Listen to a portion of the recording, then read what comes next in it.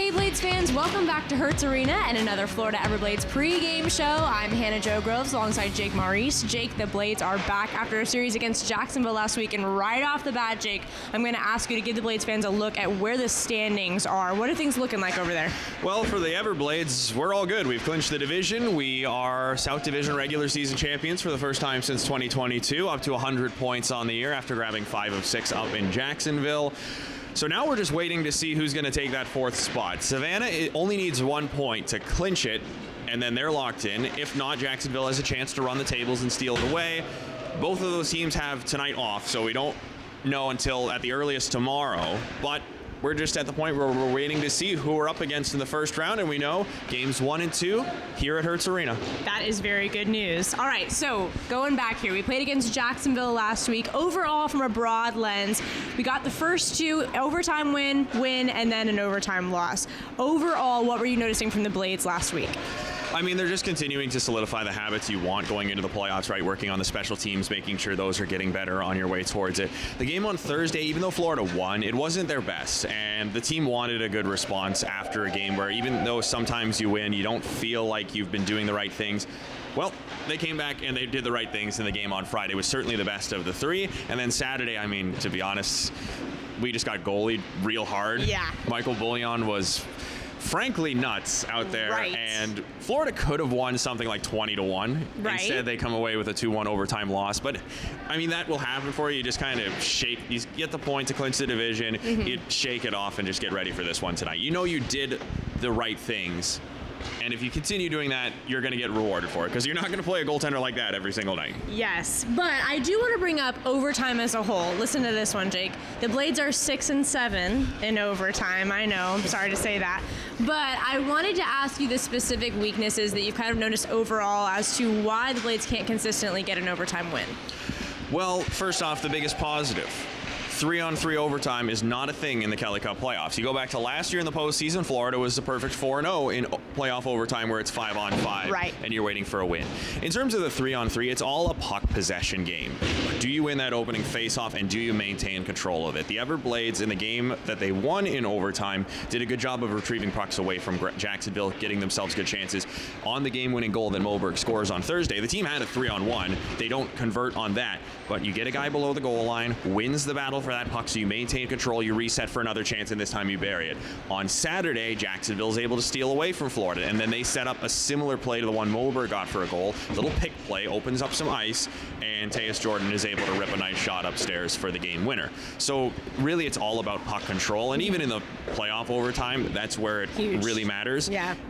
You're not going to get scored on if you have the puck. Or right. You shouldn't get scored on if you have the puck. Right. So making sure you maintain puck control, especially when, we're getting into those playoff games where it's going to be a tied game late, a 1-goal game late. Maintaining control of the puck, something that Florida has as a strength. It's a lot harder to do at 3-on-3. At 5-on-5, though, the Everblades have shown all year long they're very good at keeping control of the puck, and as a result, keeping control of the game. Yes, well, another strength that the Florida Everblades have is a guy named Jordan Sambrook. He was the ECHL Plus Performer of the Month for the month of March. Jake, I feel like we've said his name in like every pregame show for the past 2 months because that's just how consistent he's been. But what specific things do you feel like really led up to this recognition for Sambrook? Well, it's just a guy who's always trying to do the right thing and knows how to do it, knows right? How, in yeah. every single zone, he knows the right time to make a breakout pass versus throwing the puck up the boards to just clear it out. When he's in the attacking zone, he knows how to handle the blue line, how to control it, how to stare around the zone, find the right guy to move the puck in the right direction to get a chance. 13 points in 13 games in March. Goodness. A plus 20 rating, plus 56 on the year. That is tops in the ECHL, and it's not a close race. He's up by 8 on the guy in second place. He's been not just the best defenseman for the Everblades this year, he's been one of the best in the entire league this season. And you're going into the postseason, might be, probably in my mind, apart from Cam Johnson, the most valuable player for Florida going into this year's postseason run. I couldn't agree more. And from a personality and mentality side, what I've noticed from him, he just has a great mindset all the time. He always is looking to the best side of himself, the best side of his teammates, and motivating them toward that. And I think that's a big part of his game as well. Yeah, and you're going to need that going to the playoffs. There's, it's not going to be just easy all the time. No. Even you go back to the times where we won championships, it wasn't always looking great, right? You go back to 2023. We had that series against South Carolina, tied up in the first round at 2 apiece, and then, okay, what's going to happen in the pivotal Game 5? You go back to 2024. We were down 3-1 against Jacksonville. It did not look great in that opening round, right? And you come in that finals that year, it's a 1-1 tie coming home from Kansas City.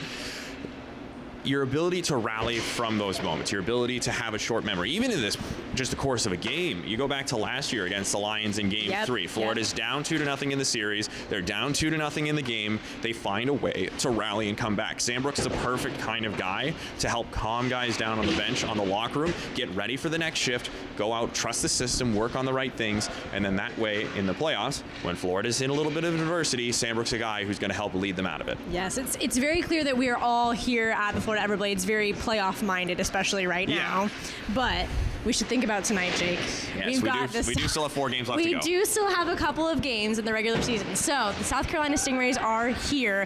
What is the history? Kind of give Blades fans the context for our relationship with them. Well, it's the arch rival. It's the team we've been in lockstep with pretty much our entire history.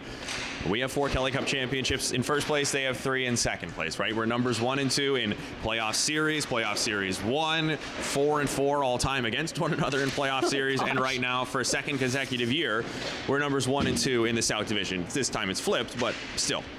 What this means is even though it's a game that really doesn't tangentially in the standings mean a whole lot for Florida, it means a lot more for South Carolina as they're trying to maintain home ice over the Atlanta Gladiators. But even still, like, they know they're in the playoffs. There's no worry about that. It very much is going to be a battle of pride tonight. These two teams absolutely despise each other. They haven't seen each other for a few months. And for Florida's side, it's been a while since they've seen an opponent this high of a caliber. You probably have to go back to last month, the 2 games against the Atlanta Gladiators on the road for the last time Florida played a team this good. When you're going into the playoffs, you know, we're talking about building good habits and all that kind of stuff. Playing a group like this is a way different test than when you're playing Jacksonville. Absolutely. This is where you're going to see, okay, how ready are we really to go into the playoffs in a couple weeks? And I want to get your direct effect marketing 3 keys of the game for what it's going to take to get a win tonight. To get a win tonight, well, you've got to be ready for a physical battle, right? This is South Carolina. They always play nasty against us, and we're not going into it innocent either. I mean, no, we're not. The bone saw is back in the lineup. Kyle Neuber will be there, folks. Ben Brar's in there as well. That's 2 big bodies coming into your forward core. Florida's ready to bang and mash for this game, try and get the win through a very grindy kind of game. In that same vein, though, while you're doing that, you got to make sure you play smart, right? Don't want to go over the line, take stupid penalties. Don't want to risk getting hurt in an after the whistle scrum. And also, you know, we've had it between Florida and South Carolina before. Don't want to get suspended right before the playoffs. That also wouldn't be very good. That would be bad, So playing smart, important. And then finally, we've talked about it. Just you're really sharpening the saw, trying to make sure you're solidifying the good habits going into the postseason. Getting your special teams as close to perfection as possible. Making sure your breakouts are crisp. Making sure your passes through neutral ice are smart. Making sure you're making good decisions when to go over the blue line versus when to dump and change. All those little things are going to pay dividends once you get to the postseason, assuming you're doing them the right way. And that's what you really need to use these last 4 games for. They're not just games for the history books. They are games to be ready for the playoffs. Then when we get to game 1 here at Hertz Arena, 2 weeks from tonight, that the Florida Everblades are locked and ready to go to drive once again towards bringing the Kelly Cup back to Southwest Florida. Well, tonight, the Florida Everblades are the Skunk Apes. That's right, it is Skunk Ape Night. Skunky's birthday, too, so if you see him, you got to say happy birthday to Skunky. Absolutely. All his friends are here, too. I know. It's going to be an exciting night. And if you want one of these Game Worn or Game-issued jerseys, go on that Dash Auction app. Jake, these are always ones that I see every single game a fan is wearing them. They always go fast. Oh, yeah. I mean, it's a super fun theme night. It's got a connection to the community, right? It's a very good-looking jersey. Tyler Center knocked it out of the park, as he always does. Always. And then the Blades play really good in the specialty jerseys this year. We have good luck in the specialty jerseys. You know, you want a specialty jersey that's got a good memory to it, right? So you get a specialty jersey with a big Blades win. There you go. Makes for a really good jersey, a really good memory, right? I love it. So groups 1 and 2 are done on Saturday. The last group is done on Sunday. Again, as Jake and I just said, these go fast. These are maybe one of our most popular ones. Oh, they're up there for sure. For sure. So go on that Dash Auction app, put your name in. And next up, Jake, we've got warm-ups. And then it's the South Carolina Stingrays versus your Florida Everblades. We'll see you there.